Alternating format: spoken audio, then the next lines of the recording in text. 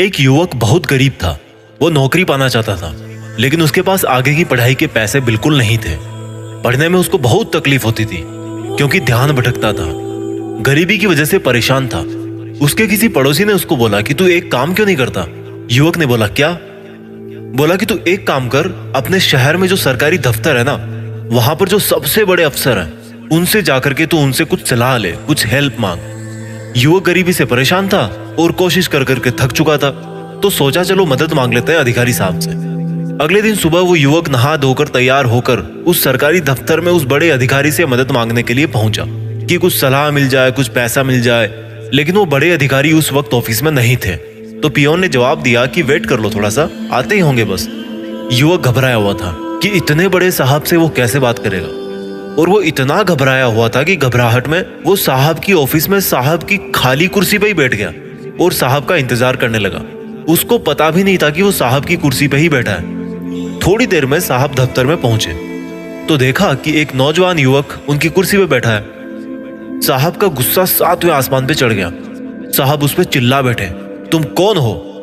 तुम्हारी हिम्मत कैसे हुई मेरी कुर्सी पे बैठने की?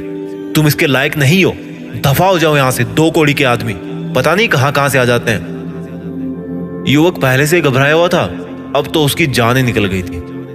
वो नजर झुकाकर हड़बड़ाता हुआ वहां से लौट करके वापस आ गया। उसको बहुत रोना आया, बहुत गुस्सा भी आया अपनी किस्मत पे। लेकिन इस पूरे घटनाक्रम की वजह से उसके मन में वो एक बीज पड़ चुका था जिसकी उसको बहुत समय से तलाश थी। उसके कानों में उस साहब की एक एक गाली गूंज रही थी। अब वो ठान चुका था कि अब चाहे कुछ भी हो जाए, मैं उस कुर्सी के लायक बन के रहूंगा। चाहे भूकंप आ जाए, दुनिया नष्ट हो जाए, चाहे मुझे भूखा सोना पड़े, पर मैं उस कुर्सी के लायक बन के रहूंगा। बस मुझे और कुछ नहीं पता, सिर्फ इतना पता है कि मैं उस कुर्सी के लायक बनने जा रहा हूं। लड़के ने दिन रात एक कर दी, खूब मन लगाकर पढ़ाई करी, मेहनत करी। वो एग्जाम में इतनी अच्छी रैंक लेकर के आया कि उसको अपनी मर्जी का वर्क प्लेस चुनने का ऑप्शन दिया गया, और उसने अपने शहर की वही ऑफिस चुनी जिस ऑफिस में उसकी बेइज्जती की गई थी। वो जब वहां पे अपने पहले दिन पहुंचा तो वो जो पुराने वाले साहब थे ना, जिनका रिटायरमेंट का टाइम आ गया था और जिनकी जगह लेने के लिए यह इतनी कम उम्र का युवक जा रहा था, उन साहब ने युवक की बहुत प्रशंसा की और एक सवाल पूछा कि जिस दिन मैंने तुम पर गुस्सा किया, उस दिन अगर तुम चाहते तो मुझे पलटकर जवाब दे सकते थे, क्योंकि मैंने तुम्हें बहुत भला बुरा कहा था, लेकिन तुमने ऐसा क्यों नहीं किया? उस युवक ने मुस्कुरा करके जवाब दिया कि सर, वैसे तो मैं उस दिन आपसे बहुत छोटा आदमी था, लेकिन अगर मैं फिर भी हिम्मत करके आप पर गुस्सा किया होता तो आज मैं आपकी इस कुर्सी के लायक कभी नहीं बन पाता। क्योंकि जो ताकत, जो हिम्मत मुझे इस कुर्सी के लायक बना पाई है ना, अगर मैं आप पर उस टाइम गुस्सा किया होता तो वो जो ताकत थी उसी वक्त वो बर्बाद हो जाती। उस क्रोध को, उस ताकत को मैंने संभाल कर रखा, मैंने पाल कर रखा कि मैं कैसे नहीं बन सकता इस कुर्सी के लायक। उस गुस्से वाले दिन से लेकर के आज तक मुझे वो आपकी सब गालियां याद रही, और आपकी उन गालियों की वजह से ही मेरे अंदर क्रोध बना।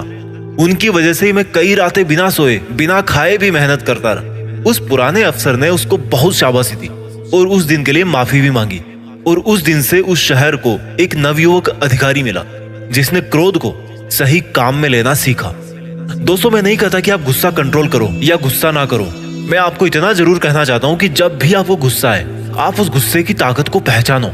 आप उस गुस्से को जिंदगी के सबसे बड़े मोटिवेशन में बदल दो कि अगर आज मेरा ये काम बिगड़ा है ना, जिसकी वजह से मुझे गुस्सा आ रहा है, तो मैं इतनी मेहनत करूंगा, इतनी अपनी औकात बढ़ाऊंगा कि ये जो दुनिया है इसकी कोई हैसियत नहीं होगी मेरा कोई काम बिगाड़ने की। मैंने कोई सर्वे तो नहीं किया, लेकिन जहां तक मुझे लगता है, और आपको भी शायद ऐसा ही लगता होगा, कि आपके जो 90% गुस्से के जो रीजन है ना, वो यार इतने भी बड़े नहीं है जितनी बड़ी आप उनके लिए रिएक्शन देते हो।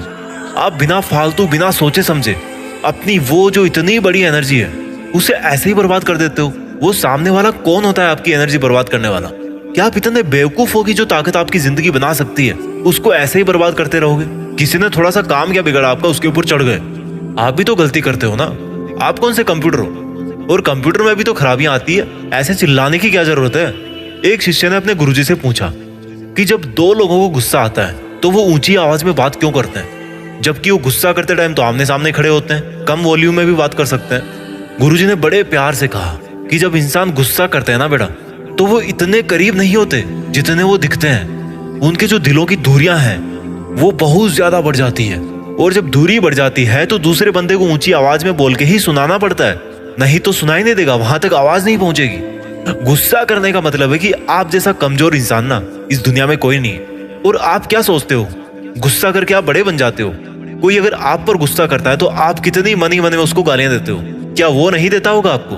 अपने आप को रख के देखो उसकी जगह, उसको कितना बुरा लगता होगा। क्योंकि आपके अधिकतर गुस्से तो उन्हीं पर निकलते हैं जो आपसे ताकत में कम है या जिनको आप अपने से कम समझते हो। और अगर आपसे वो ताकत में कम है तो क्या आपका लेवल भी उतना कम हो गया कि आप उसकी बराबरी करोगे? और अगर आपको लगता है कि आप उससे बड़े हो तो प्रूफ करके दिखाओ ना भाई। ऐसे बोलकर थोड़े प्रूफ होता है। हिम्मत है तो अपने दम पर उसके जितना बड़ा बन के दिखाओ। गुस्सा करना किसी भी एंगल से ये साबित नहीं करता कि तुम बड़े हो और सामने वाला छोटा।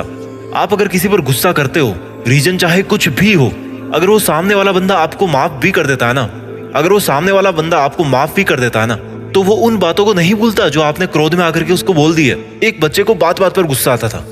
उसके पिताजी उसको एक बाबा जी के पास लेकर के गए और बाबा जी से बोले कि बाबा जी मेरे बच्चे को ना बहुत गुस्सा आता है, इसको ठीक कर दीजिए। तो बाबा जी ने बच्चे को एक थैला पकड़ाया और उस थैले में बहुत सारी कीलें थी और एक हथौड़ा था।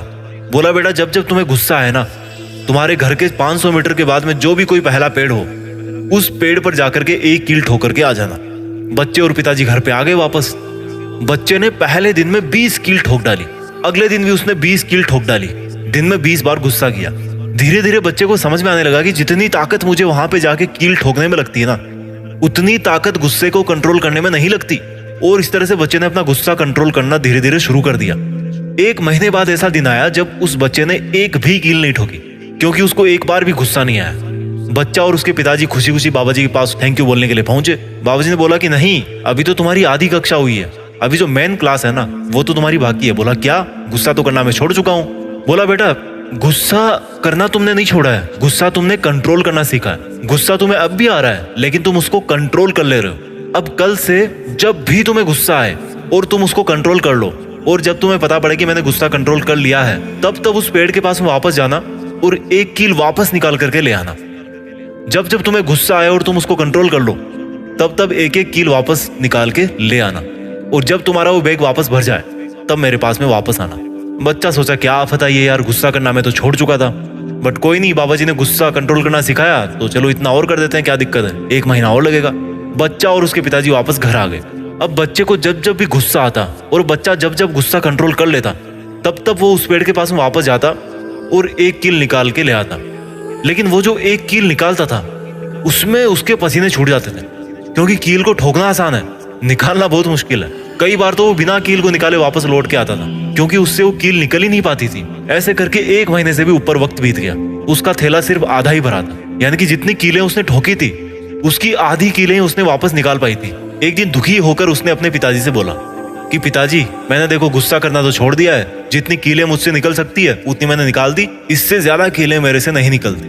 बोला ठीक है बेटा, चल लेते हैं बाबा जी के पास। बाबा जी के पास गए तो उन्होंने जाते बोला कि ये क्या, मैंने तो तुम्हें पूरा बैग भर के दिया था कीलों का, तुम तो आधा ही वापस लेके आ रहे हो। बोला बाबा जी मैंने बहुत ताकत करी लेकिन फिर भी कुछ कीलें जो वो अंदर ही रह गई। बोला बेटा यही होता है, तुम जो भी गुस्से में बोलते हो ना, उसकी चाहे आप 1000 बार माफी मांग लो, लेकिन उसकी वजह से उसके दिल में जो चोट लगी है ना, उसके दिल में जो कील जाकर के लगी है ना, जो अंदरूनी घाव है ना, वो आप कभी भी नहीं भर सकते, चाहे वो बंदा आपको माफ भी कर दे। और जो कील के निकलने की वजह से जो वहां पे छेद बन गया है, उसकी वजह से आपका जो विश्वास है ना, आपका जो रिलेशन है वो कमजोर पड़ जाता है। बच्चे को अब पूरी तरह से समझ में आ गया। उसको बहुत पश्चाताप हुआ कि मैंने क्यों अपनी जिंदगी में इतना ज्यादा गुस्सा किया। अपने गुस्से को उस वक्त कंट्रोल करना मुश्किल हो जाता है जब वो आ रहा होता है। अगर उसको कंट्रोल करना है ना, तो वो जब गुस्सा आपके अंदर भरना शुरू हो, आपको उसी वक्त रोकना है। अब रोकने का मतलब ये नहीं कि सामने वाले पर चिल्लाए तो नहीं, पर रूम में आकर के अपने आप को बंद कर लिया, बात नहीं कर रहे, मुंह फुला लिया, बिस्तर से उठ नहीं रहे। ये भी तो एक गुस्सा है ना। ये क्या आपकी और अगले वाले की एनर्जी को वेस्ट नहीं कर रहा? गुस्से में चिल्लाओगे तो बाद में पछतावा होगा, और गुस्से में अगर अपने आप को सबसे अलग कर लिया, नाराज हो गए, तो भी तो भैया नुकसान है। गुस्सा चाहे मन में रखो या सामने वाले पे रखो, फायदा किसी में नहीं है मेरे भाई। इसलिए अब मैं आपको एक तरीका बताने वाला हूं जिससे आपके 90% गुस्से छूट जाएंगे, और वो जो 10% फिर बचेंगे ना, वो मैं आपको बताऊंगा कि उनको कैसे काम में लेना है। तो सबसे पहले बात करते हैं कि आप जो डेली लाइफ में गुस्से करते हो, आपके अधिकतर गुस्से हैं, उनको कैसे छोड़ें। छोड़ने के लिए इसका अंदरूनी कारण आपको समझना पड़ेगा। गुस्से का कारण है अपने आप को परफेक्ट समझना। या मान लो आप परफेक्ट हो किसी में भी, किसी भी काम में, किसी भी जगह आप परफेक्ट हो, पर आपकी एक गंदी आदत है कि जो आपके साथ में है ना वो भी परफेक्ट होने चाहिए। क्यों भाई? अगर वो भी आपकी तरह कोई गलती नहीं करते तो आप में और उनमें क्या फर्क रह जाता? आपको समझना है कि लोगों से हो जाती है गलतियां, और जब गलतियां होती है और आप उन्हें जब माफ कर देते हो तो आपकी जो इज्जत है ना वो सामने वाले की आंखों में और ज्यादा बढ़ जाती है। अब आप बोलोगे कि अगर यार सामने वाला बंदा बार बार गलती करे तो क्या? तो गुस्से की एक्टिंग कर लो, गुस्सा मत करो, केवल उसकी एक्टिंग कर लो। जैसे बच्चे कोई गलती करते हैं तो क्या उनकी गलतियों को दिल पे लेते हो? उनको डराने के लिए तो उनको चांटा दिखाते हो ना। तो बड़े होकर दिल पे लेना क्यों सीख गए? ज्यादा समझदार हो गए क्या? अगर छोटा बनने से फायदा हो रहा ना तो भाई छोटे बन जाओ, कोई दिक्कत नहीं है। लाइफ में जितना याद रखना जरूरी है उतना ही भूलना और माफ करना भी जरूरी है। अगर आपको लग रहा है ना कि अगर आपने गुस्सा नहीं किया सामने वाले पे तो कुछ बहुत बड़ी गड़बड़ हो जाएगी, किसी का बुरा हो जाएगा, तो आपको वहां पर रिस्पॉन्ड करना ही पड़ेगा। रिएक्शन नहीं देनी, ध्यान रखना, रिस्पॉन्ड करना है। जहां पर इमोशन जुड़ जाते हैं ना, बातें जब दिल पे टच होने लगती है ना तो वहां पे भाई दिक्कत होती है। सांसें फूलने लगती है, पैर कांपने लगते हैं। आपको रिएक्शन नहीं देनी, रिस्पॉन्ड करना है, सिर्फ एक्टिंग करनी है। केवल उस एक्सेप्शनल केस में जिसमें अगर आपने सामने वाले को नहीं रोका, उसको आपने गुस्से से नहीं दबाया, तो जैसे मान लो वो किसी का गला पकड़ सकता है, किसी को मार सकता है, सिचुएशन से आपको समझ में आ जाएगा। और जब आपको रियल वाला गुस्सा है या आपका दिल बहुत दुखी हो, जो हजारों गुस्सों में से कोई एक गुस्सा होता हो, तो वो जो गुस्सा है ना, उस गुस्से को आपको अपने सबसे बड़े मोटिवेशन में बदलना है। जैसे मान लो किसी ने आपकी बहुत बड़ी बेइज्जती कर दी, तो आपको सोचना है कि ऐसा क्या नहीं है मुझ में कि मुझे ये दिन देखना पड़ा। गुस्सा दिखाना है तो केवल एक्टिंग करो। अगर गलती से आ भी गया, क्योंकि एक नॉर्मल इमोशन है, जैसे हम हंसते हैं, हम रोते हैं, दुखी होते हैं, तो उसी तरह से ये भी एक तरह का इमोशन है। तो अगर गुस्सा आ भी गया गलती से, तो उसको यार सही जगह पे काम पे लगाओ ना। यार कपड़े धो लो, जिम में चले जाओ, गुस्से को ही बर्न कर दो पसीने से। फायदा भी हो जाएगा, किसी का नुकसान भी नहीं होगा और गुस्सा भी शांत हो जाएगा। जो एड्रेनलिन और कार्टिसोल हार्मोन होता है ना, वो बनता है आपकी बॉडी में जब आप गुस्सा करते हो।